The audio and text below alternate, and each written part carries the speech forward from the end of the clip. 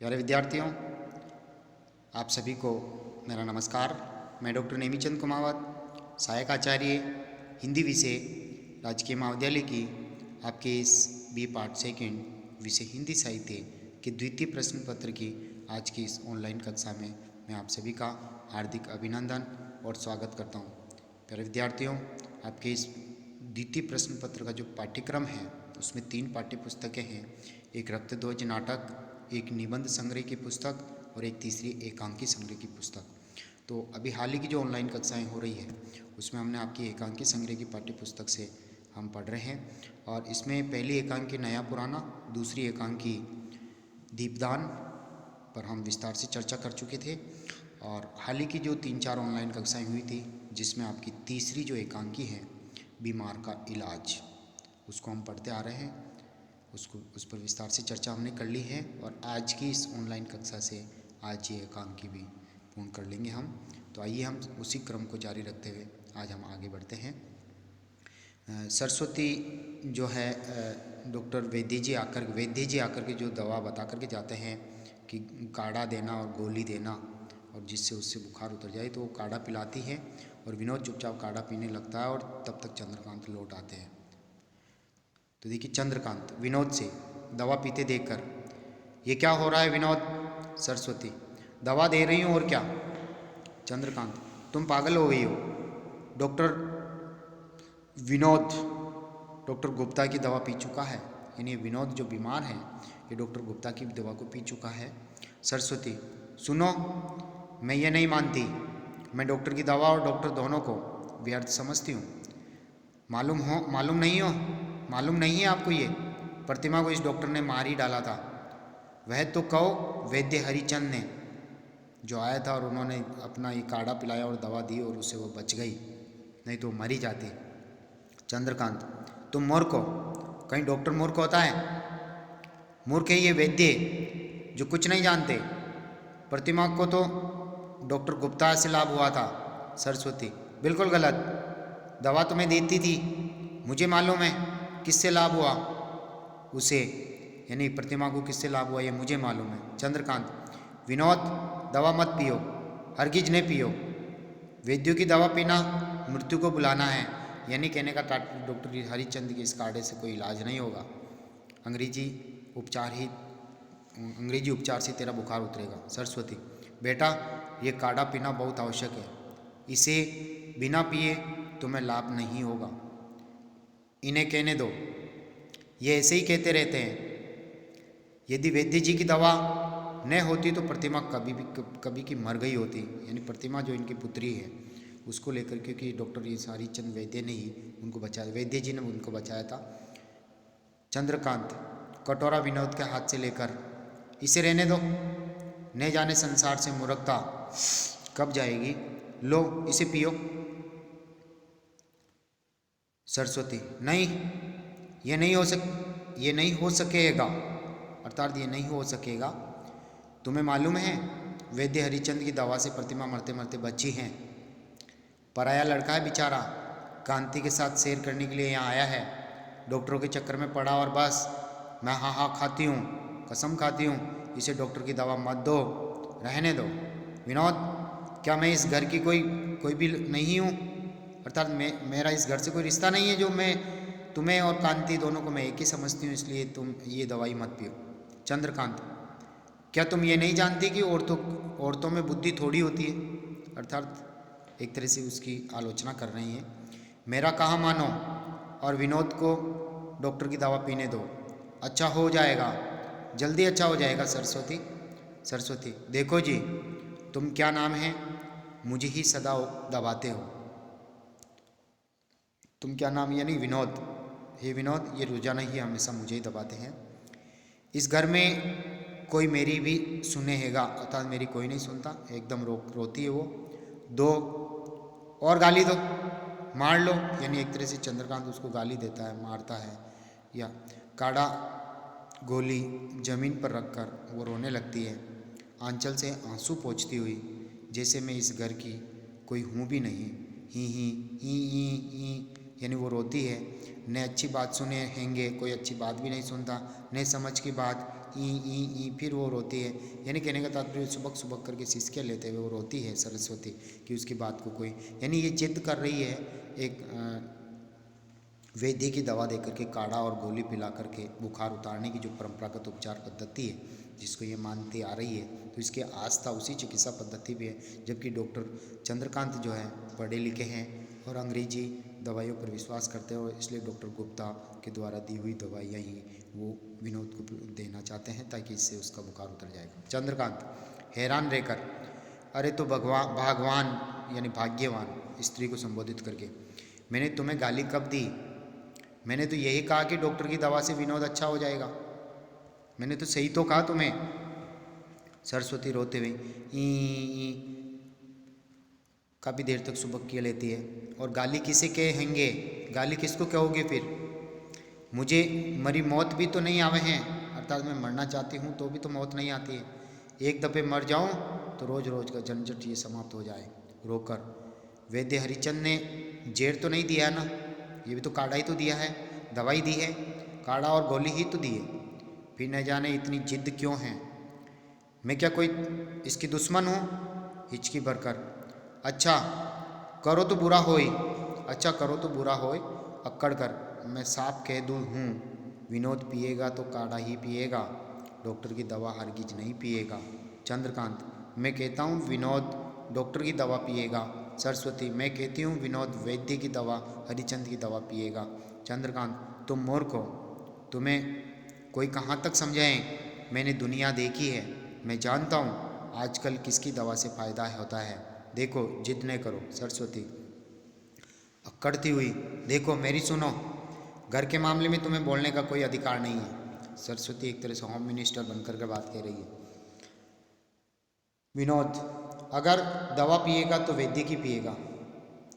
वैद्य जी अभी तो कह गए हैं कि विनोद का बुखार ठीक हो जाएगा, समझे कि नहीं? चंद्रकांत, नहीं नहीं हरगिज नहीं, विनोद दवा पिएगा तो डॉक्टर की पिएगा। यानी इन दोनों में काफ़ी बहस होती है। दोनों पति पत्नी हैं, चंद्रकांत और सरस्वती, और इनके दो पुत्र हैं, कांति और शांति, और प्रतिमा इनकी एक पुत्री हैं। सुखिया इसे एकांकी में एक नौकर हैं, और विनोद जो है वो बीमार हैं। वो कांति का मित्र हैं जो गर्मी की छुट्टियों में छुट्टियां बिताने के लिए एक तरह से यहाँ गांव में सैर करने के लिए आया है। वो अचानक बुखार आ जाता है, उसको बीमार हो जाता है, तो उसी की बीमारी का इलाज ये परिवार के सब सदस्य अपनी अपनी आस्था अनुसार उपचार पद्धतियों के द्वारा करना चाहते हैं। और ये आडंबर और ये एक तरह से दिखावा है, इनके ऊपर कवि ने लेखक ने व्यंग्य किया है। विनोद पहले चंद्रकांत, नहीं नहीं हरगिज नहीं, विनोद दवा पिएगा तो डॉक्टर की, नहीं तो कोई दवा नहीं पिएगा। विनोद इससे तो अच्छा ये है कि मैं कोई दवा नहीं पीऊँ। यानी कहने का तात्पर्य उसने अभी तक केवल डॉक्टर गुप्ता की एक टेबलेट जरूर ली थी, और 2-2 घंटे के लिए कहने के लिए कह करके और गए हैं। और वो काढ़ा पीने लगता है तो न तो काढ़ा पूरा पी पाया, न उसने टेबलेट ली होगी दवा, ये सब एक तरफ रह गई। और जो पंडित जी जो मार्जन करने के लिए आए थे वो जल के केवल छींटे छिटक करके चले गए हैं। उसने जो पिया केवल एक ओझा का जल जरूर पिया। सुखिया जो नौकर हैं वो ओझा का मंत्र सिक्त जल जो लेकर के आया उसको पानी के रूप में उसने पिया है, और एक टेबलेट जरूर वो डॉक्टर गुप्ता की ली है। तो ये विनोद अब कहना चाह रहा है कि इन सारी चिकित्सा पद्धतियों तो वो परेशान हो गया। एक बीमार व्यक्ति की कोई नहीं सुनता, उसका उपचार देखिए वो कितना परेशान हो रहा है। या आपस में लड़ रहे हैं कि ये दवा पीनी है, वो पीनी है, वो पीनी है, उसके ऊपर थोपी जा रही है ज़बरदस्ती, और थोपने से वो और अधिक बीमार हो जाएगा। तो कहने का तात्पर्य यहाँ पर यह है कि वो बीमार व्यक्ति ही अंततः ये सोचने लगता है कि ये परिवार के सदस्य यहाँ पर बीमार है, सारे के सारे आपस में झड़प रहे हैं, इनकी बीमारी का इलाज होना चाहिए, मैं तो अपना आप स्वस्थ हो जाऊँगा। सरस्वती, ये कैसे हो सकेगा भैया, मैं मर जाऊँ इससे तो अच्छा है भगवान मुझे उठा ले, अब इस घर में मेरी कोई ज़रूरत नहीं है। हाय राम, दूसरों के सामने भी मेरा अपमान हो रिया है, यानी विनोद के सामने मेरा अपमान, एक स्त्री अपमान को सहन नहीं कर सकती, और तुम देख रहे हो प्रभु क्रोध से, मैं तो अपना सिर फोड़ लूँगी। इस घर में अब मेरी ज़रूरत ही क्या है। ले पी विनोद, और विनोद से पीने के लिए सरस्वती कहती। चंद्रकांत लाचारी से, अच्छा भाई काढ़ा पी लो, मुझे क्या, अजब परेशानी में जान है इन औरतों के मारे। तुम लोग कभी कोई नई बात नहीं सीखोगी। यानी कहने का तात्पर्य तुम लोग, इन औरतों के मारे तुम लोग कभी कोई नई बात नहीं सीखोगी, कभी दूसरे का कहना नहीं मानोगी, कभी भला बुरा नहीं सोचोगी। अक्कड़ कर, डॉक्टर मेरा चाचा तो नहीं लगता, लेकिन याद रखो विनोद, जल्दी अच्छा होने के लिए ये आवश्यक है कि तुम डॉक्टर की दवा पियो। अच्छा चलो, विनोद के ऊपर ही फैसला रहा। क्यों विनोद?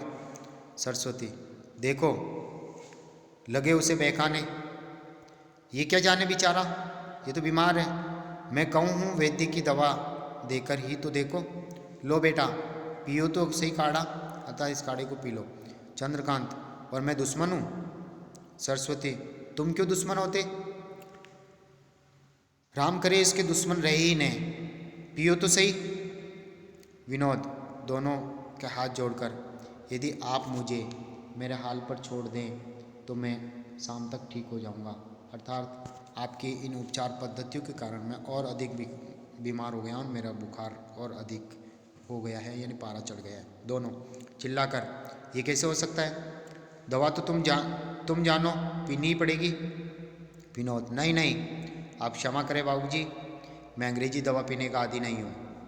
यानी यही विनोद ही अंग्रेजी दवा पीने का आदी नहीं है, ये बात कह देता। सरस्वती चिल्लाकर, मैंने कहा था ना कि विनोद को वैद्य जी की दवा से ही आराम होगा। विनोद, नहीं, मैं वैद्य की दवा भी नहीं पीऊँगा, मैं वैसे ही ठीक हो जाऊँगा। माता जी, तो नहीं तो वैद्य की दवा पीना चाह रहे हैं वो, और नहीं डॉक्टर गुप्ता की अंग्रेजी दवाइयाँ पीना चाह रहे हैं। कांति, अच्छा कांति आ जाता है यहाँ पर, देखिए, आइए डॉक्टर साहब, मैंने कहा पिता को देखकर, विनोद को जरा डॉक्टर साहब को भी दिखा दूं। यानी कांति जो है दूसरे डॉक्टर पर विश्वास करता है, तो विनोद उठ कर जाने लगता है।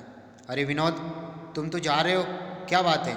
सुनो, देखो डॉक्टर साहब आए हैं। विनोद, यानी कहने का तात्पर्य परिवार के सभी सदस्य अपने अपने स्तर पर जिन जिन से उपचार लेते हैं, जिन जिन से जो ठीक हुए हैं, वही एक आडंबर इनके बन गया है, और वास्तविकता ये जानते नहीं है। और कांति भी जो इनका मित्र है वो भी एक नए डॉक्टर को लेकर के आ जाता है। विनोद, मेरा बुखार घूमने से उतरता है कांति, मैं घूमने जा रहा हूँ, और वो जाता है। Doctor, he is suffering perhaps from Kings disease, यानी इनको नींद से घूमने की बीमारी मालूम होती है। कांति चिल्लाकर, बेचारा विनोद, मैं जाता हूँ, शायद वे अपने आप में नहीं है। चंद्रकांत, लेकिन डॉक्टर ने तो बुखार की दवा दी है, और अब ये नींद में घूमने की बीमारी जो है, कांति जिस डॉक्टर को लेकर आया वो ये बता रहा है। सुखिया, पहले सरस्वती, और वैद्य जी ने अपच का काढ़ा, डॉक्टर साहब अपच का काढ़ा देने के लिए कहा है, और डॉक्टर गुप्ता जो है वो बुखार की दवा दे के गए हैं। सुखिया, फ़ायदा तो मेरे लाए पानी से हुआ है, मैं ओझा से फूंकवा कर पानी लाया था। यानी सुखिया जो नौकर है वो ओझा जी से मंत्र सिक्त पानी ला करके इनको पिलाया। डॉक्टर, मिस्टर कांति, मुझे इस घर में सभी बीमार मालूम होते हैं, चलो। सब चिल्लाकर, ओ डॉक्टर, और पर्दा गिरता है। यानी जितने भी परिवार के सदस्य हैं वो सभी बीमार हैं। वो जिन जिन बीमारी ये लग गई कि जिन जिन आस्था पद्धति को उन्होंने अपना रखा, चिकित्सकीय पद्धति, विभिन्न चिकित्सा पद्धतियों को उन्होंने अपना रखा है, उन सभी की वजह से तो यहाँ डॉक्टर गुप्ता जी कह रहे हैं कि मुझे तो सभी के सभी लोग यहाँ पागल नज़र आ रहे हैं, यानी एक तरह से सभी बीमार नज़र आ रहे हैं। तो प्यारे विद्यार्थियों, ये एकांकी आज पूर्ण होती हैं, और मैंने आरंभ में ही ये बात बताई थी कि एकांकी बहुत रोचक हैं, प्रभावपूर्ण हैं। और डॉक्टर चंद्रकांत जो है एलोपैथिक दवाइयों पर विश्वास करते हैं, पुत्र कांति जो होम्योपैथिक पे विश्वास करता है, सरस्वती आयुर्वेदिक इलाज पे विश्वास करती है, और सुखिया जो है वो एक तरह से ओझा जी के मंत्र सिक्त जल पे विश्वास करता है, और पंडित जी जो है झाड़ फूंक और मार्जन जल के पवित्र जल से, मंत्रोसिक्त जल से छिड़काव पर विश्वास करते हैं। तो कहने का तात्पर्य यहाँ पर जीवन की जो एक यथार्थता से परिपूर्ण कहानी तो है, आस्था और अंधविश्वासों पर यह कटाक्ष बात है। विभिन्न चिकित्सा पद्धतियों पर एक तरह से व्यंग्य किया गया है। रोगी को असुविधा और परेशानी होती है, विविध आस्थाओं के यहाँ दृश्य दिखाए गए हैं। पात्रों के आचरण और विश्वास पर यहाँ तीखा व्यंग्य किया गया है, और मध्यम वर्गीय परिवार के अंधविश्वास पर यहाँ व्यंग्य हैं। समाज में व्याप्त विसंगतियों पर करारा व्यंग्य किया गया है, और अंत में जो डॉक्टर आते हैं, कांति जिनको लेकर के आता है, उनके द्वारा ये कहलवाया गया है कि यहाँ परिवार के प्राय सभी के सभी सदस्य यहाँ पर बीमार हैं। तो प्यारे विद्यार्थियों, साथ ही ये जो एकांकी जो आरंभ हो रही थी उसमें भी मैंने कहा था कि एकांकी का जो उद्देश्य है वो अंधविश्वासों पर व्यंग्य करना है, विभिन्न चिकित्सा पद्धतियों या जो उपाय किए जा रहे हैं उनके ऊपर व्यंग्य करना और सामाजिक विडंबनाओं पर व्यंग्य करना है। साथ ही इस एकांकी की जो मूल समस्याएं उभर कर आती है, एक तो रूढ़िवादी की धारणा, अंधविश्वास की समस्या, पाश्चात्य अनुकरण की समस्या और सामाजिक चिंतन की समस्या। तो प्यारे विद्यार्थियों, आज ये एकांकी समाप्त होती है और अगली ऑनलाइन कक्षा में हम अगली एकांकी को पढ़ेंगे। प्यारे विद्यार्थियों, आपसे आग्रह है कि यदि आप पहली बार कॉलेज के इस यूट्यूब चैनल को ओपन करके अपनी ऑनलाइन पढ़ाई कर रहे हैं तो आप इस यूट्यूब चैनल को आप सब्सक्राइब जरूर करें, क्योंकि सब्सक्राइब करने पर ही आपकी महाविद्यालय में ऑनलाइन उपस्थिति सुनिश्चित हो सकेगी। साथ ही इन वीडियोज़ का आप लाइक जरूर करें। आप सभी को बहुत बहुत धन्यवाद। जय हिंद, जय भारत।